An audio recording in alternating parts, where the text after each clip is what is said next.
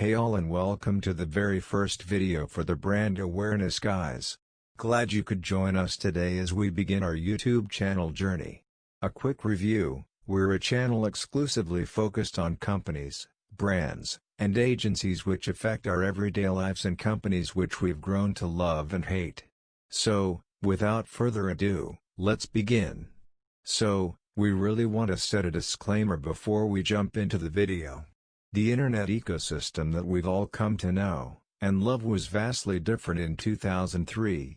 Whereas many heavyweight players such as Google, YouTube, and Amazon were around, they definitely weren't the behemoths that they are now. In fact, sites like Reddit, Facebook, Snapchat, and TikTok had yet to emerge and make a dent in the internet conscious. Rather, in 2003, sites like Friendster, Yahoo, and AOL were all the rage. But there's one site that would ultimately rule them all and would eventually suffer an infamous decline. This is, of course, the story of Myspace. By far the original social network, we're going to review its spectacular rise and fall and review what key aspects occurred which led to its demise. The internet, in its current iteration, is vastly more sophisticated than when it first started and first gained popularity. Rather, back in the heydays of the internet, many programmers, developers, marketers, and advertisers were unsure of what content would be popular and long-lasting. In addition, in 2003, many internet entrepreneurs were still reeling from the dot-com bubble, where we saw billions of dollars of market capitalizations vanish practically overnight. Myspace, however, was meant to be different. Its origin was more of a fluke than anything else. However, a combination of tactful marketing, consumer demand, and a bit of sheer luck, made it one of the most successful and popular websites on the web. Myspace was actually a direct result of the popular site Friendster. The team at eUniverse, which ultimately created the Myspace site, had Friendster accounts and saw its potential in its social networking features. The group decided to mimic Friendster's more popular features and within 10 days Myspace was ready for launch. Backed by an insane amount of resources, Myspace was born. However, Friendster made many pivotal errors and decisions which would ultimately affect their popularity and success. Mainly, Friendster tried to control which users were on their platform. You may remember Tila Tequila, Friendster actually kicked her off their site. But as Sean Percival, the former vice president at Myspace said, they kicked her off because she was just too damn sexy. And Myspace said, hey, we don't care.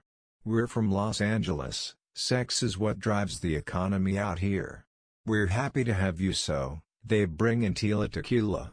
But Myspace took it a step further.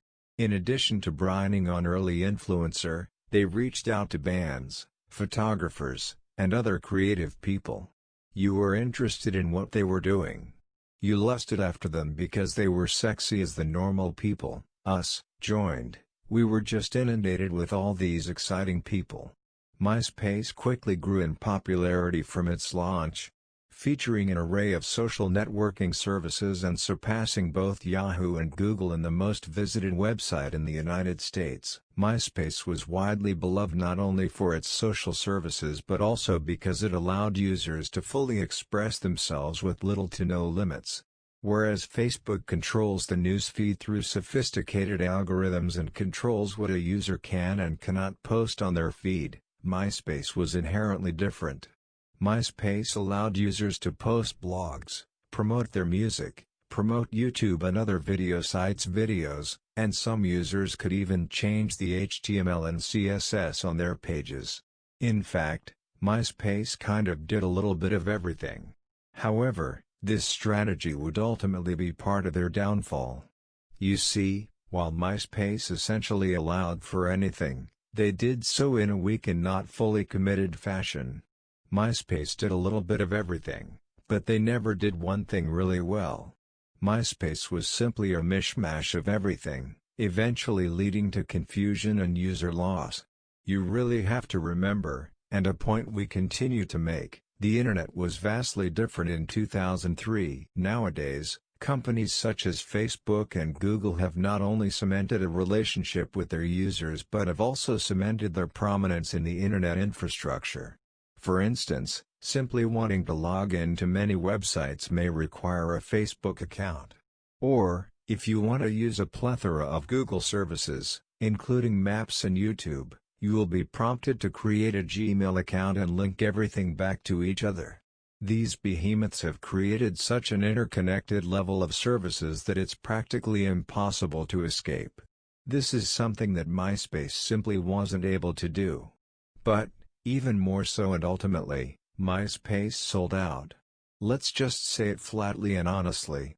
Myspace sold to the highest bidder, whereas sites such as Google, Facebook, Amazon, Snapchat, and Twitter didn't. Keeping control of the site and not having to explain every action and decision to a corporate boss ultimately allows sites to continue to pivot, grow, and expand. As Mark Zuckerberg, the founder and CEO of Facebook, famously said, "Move fast and break things." Put simply, a technology company and one that deals on the internet must not be afraid to try new things and nix things that aren't working. But also, they must be willing to make direct revenue sacrifices for the sake of their users and growth. Ultimately, one of Myspace's failures was selling to the highest bidder. In 2005, Myspace was sold to News Corporation for $580 million. Although other bidders expressed frustration in losing out, they ultimately won out in the end. But, by selling to News Corporation, Myspace was forced into a bureaucratic structure that really, honestly doesn't work well for internet companies. And, I'm not saying that no internet company works well in a corporate and bureaucratic structure. I mean, look at Amazon, which is infamous for their corporate structure and cutthroat working culture. I mean, with recent market caps of nearly $1.5 trillion, then clearly something's working well. But this was the early days of the internet, and social networking is inherently different than e-commerce. The rise of Facebook is long referenced as the ultimate fall of Myspace. And believe me, smarter people than myself have done countless studies on this case study and have come to this conclusion. But, what about Facebook made it so much more appealing than Myspace? We kind of hinted at this phenomenon above.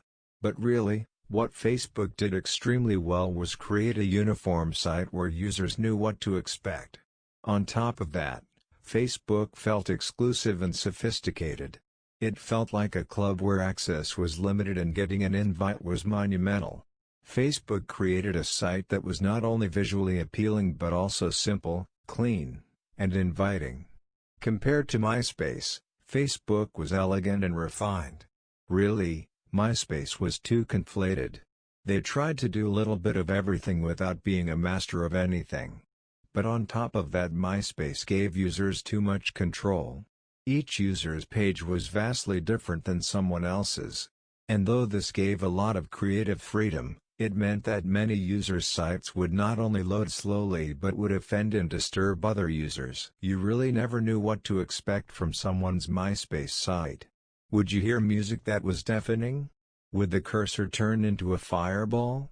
Would you be inundated with lewd graphics and seizure-inducing GIFs? Lastly, and as mentioned above, Myspace was a sellout. They simply placed too many ads on their site that made navigation difficult and cumbersome. Scrolling through a user's page, you would be inundated with a ton of ads that made the page slow and which made loading the page tiresome. Don't forget, this is back in the 2000s when internet speeds were still a bit slower. P.S. As an additional last point, Myspace simply didn't take security seriously. Does anyone else remember when you would get friend requests from dozens of bots and fake profiles? I mean, sure, Facebook has that problem as well, but they've taken care of it and placed their users' security and privacy above all else. And believe me, Facebook isn't perfect and has made a ton of mistakes, but they've done well from a security perspective. Does anyone else miss Myspace? I know a few people who miss the freedom that Myspace gave to them and feel that Facebook is too confined. Would love to hear your thoughts and comments below.